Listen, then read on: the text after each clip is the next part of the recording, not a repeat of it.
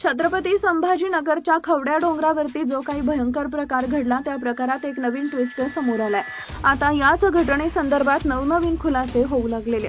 मुलानं उडी मारली त्याचं एक नवीनच कारण सध्या समोर आलंय, जे ऐकून तुम्हालाही नक्कीच धक्का बसेल। या संपूर्ण प्रकरणात नेमकं काय घडलंय लगेच पुढे पहा। त्या अगोदर तुम्ही आपल्या चॅनलवर नवीन असाल तर चॅनलला सबस्क्राईब जरूर करा, जेणेकरून अशाच प्रकारचे अपडेट्स या तुमच्यापर्यंत पोहोचत राहतील।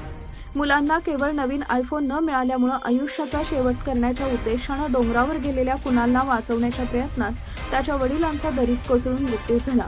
तर आपल्या डोळ्यादेखत नवरा आणि मुलाचा मृत्यू झालेला पाहून तीव्र धक्का बसलेल्या आईने देखील काही सेकंदात त्याच डोंगरावरून उडी मारून जीवन संपवलं।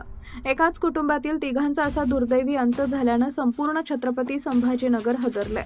कुणाल मुरलीधर चांदवडे असे या 18 वर्षाच्या तरुणाचं नाव होतं। चांदवडे कुटुंबात 6 वर्षापूर्वी दुर्घटना घडली होती। गेल्या 6 वर्षापूर्वी चांदवडे कुटुंबात कलह सुरू होता। मुरलीधर चांदवडे आणि संगीता चांदवडे यांना 2 मुलं होती। मुरलीधर चांदवडे हे ट्रक चालक होते, त्यामुळे ते घरातून सतत बाहेर असायचे। तर 6 वर्षापूर्वी मोठ्या मुलाचं आजारामुळे निधन झालं तेव्हापासून कुटुंबात सतत खटके उडत होते, अशी माहिती समोर आली आहे। मुरलीधर सतत कामानिमित्त घराबाहेर असल्यानं कुणालवर कधीच कोणाचा कंट्रोल आला नाही। वडिलांशी त्याचं पटत नव्हतं अशी चर्चा देखील नातेवाईकांमध्ये होती। आता 2 दिवसांपूर्वी वडील घरी आल्यानंतर भांडण झाली होती।